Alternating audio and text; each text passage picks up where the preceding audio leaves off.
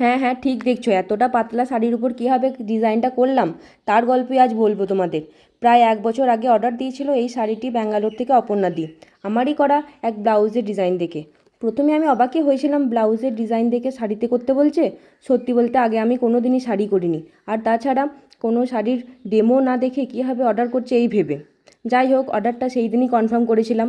তারপর কিছুদিনের মধ্যেই দিয়ে শাড়ি পাঠিয়ে দিয়েছিল। আমাকে শুধু বলে দিয়েছিল ব্লাউজটাই যেমন জমাটি কাজ ছিল তেমন টাইপেরই করে দিতে, ব্যাস এইটুকুই। এই ভেবেই আমি আনন্দী ছিলাম, বেশ নতুনত্ব কিছু একটা কাজ হবে।